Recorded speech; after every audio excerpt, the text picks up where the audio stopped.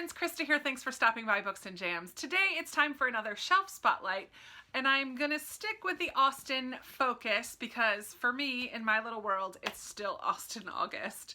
Thanks for those of you who are participating along with me. Next year I think I'll join in with Jane Austen July, but it's been fun to have a little Austen emphasis on my reading. This month I think I've read 4.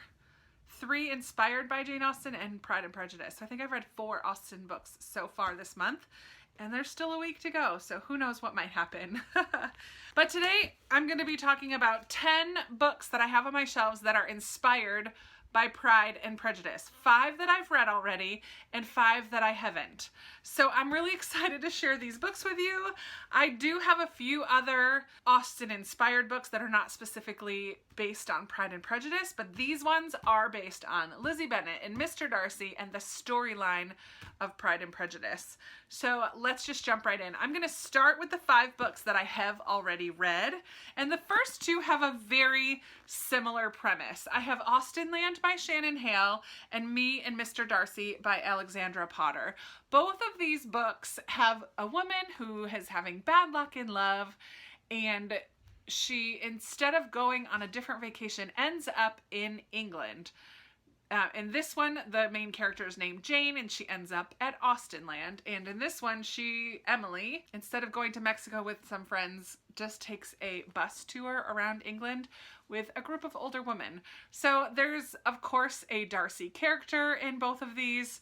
They're both very fun. This one, actually, Austenland, actually also has a sequel to it, which is just as fun, and a movie adaptation. They're both fun, lighthearted takes on Pride and Prejudice. I enjoyed them both. Then we have First Impressions, which is by Deborah White-Smith, and I think Deborah White-Smith has a whole series in which she has done a retelling of each of the 6 major novels by Jane Austen. In this book, we follow Eddie Boswick, who is a lawyer moved to London, Texas.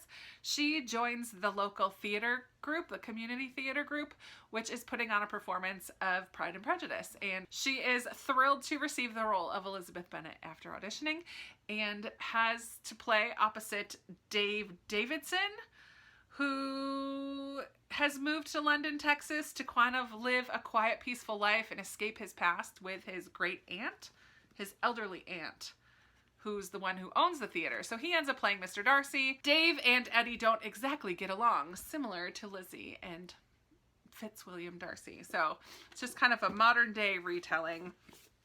Then we have Longbourn by Jo Baker. I need to get this sticker off.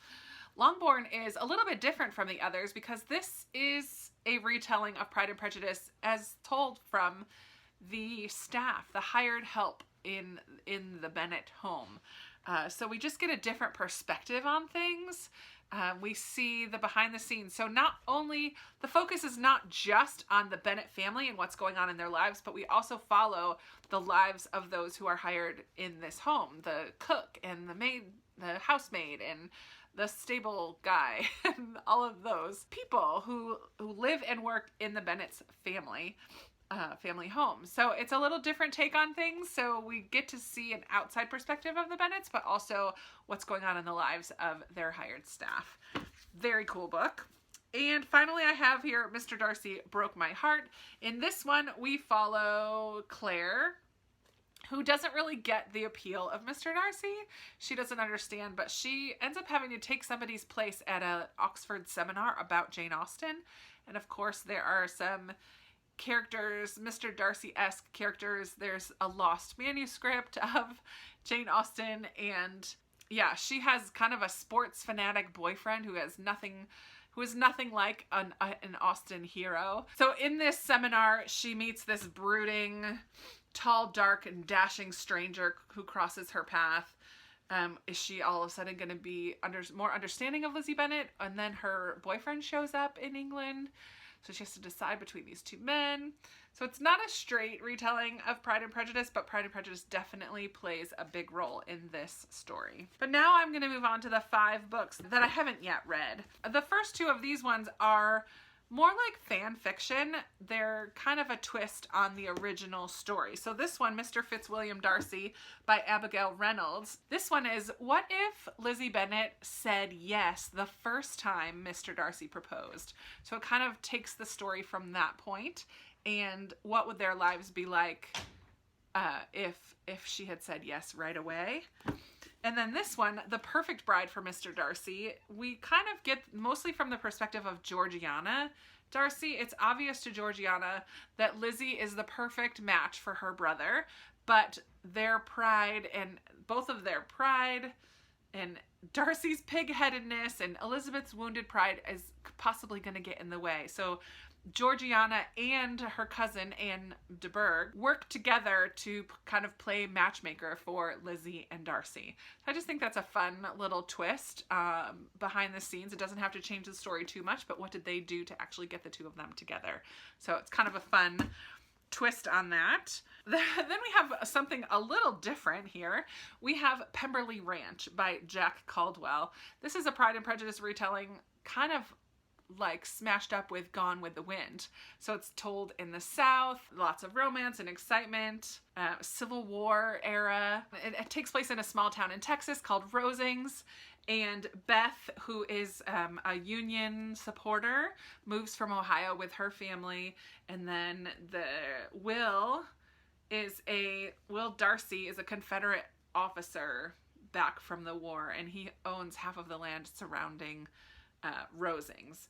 We have these two characters interacting with each other, and then there's a carpetbagger named George Whitehead who arrives in Rosings, and all that Beth thought to be true is turned on its head, and the only man who can save her home is the one she swore she'd never trust. So we have a little twist on the Pride and Prejudice storyline set in post-Civil War South. Sounds like a lot of fun to me.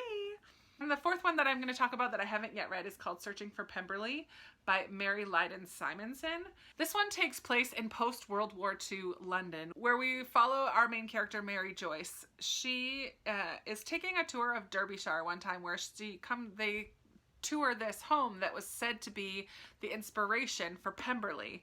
And she kind of goes on a hunt to find letters and journals and rumors that possibly Pemberley was a real place and Darcy was a real person. So she goes in search of signs of Darcy and Elizabeth. Then that search introduces her to a dashing American pilot and a handsome descendant of the Darcy line, and she must decide how her own love story will end. Sounds fun, and it has a little bit of that historical element to it, which I will really enjoy. And the fifth book I did mention in my TBR this month, and I really just wanted to bring it up because if you haven't yet watched the Lizzie Bennet Diaries web series on YouTube, you need to do that. If you're at all a Jane Austen fan, it's a fabulously done modern day retelling, sort of in vlog style format. It's fabulous. I really enjoy it. And this is a literary companion to that web series. So The Secret Diary of Lizzie Bennet by Bernice Sue and Kate Rorick, who are both actors in that web series, the Lizzie Bennet Diaries. I have not yet read it, and I really want to.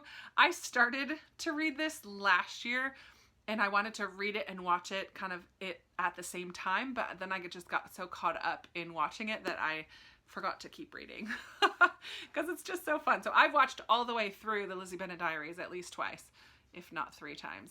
But fabulous little web series, and I can't recommend the book yet, but I can definitely recommend the web series. So there you have it. There are 10 Pride and Prejudice inspired or retelling type books that are on my shelves currently. I hope you enjoyed this shelf spotlight today. I would love to chat with you in the comments below about any of these books that I mentioned or any other Pride and Prejudice retellings that you think I should look up, or anything else that you want to talk about. You know I love chatting with you down in the comments. Give this video a big thumbs up if you liked it, subscribe if you haven't already, and I'll definitely be talking to you in another video very soon. Bye!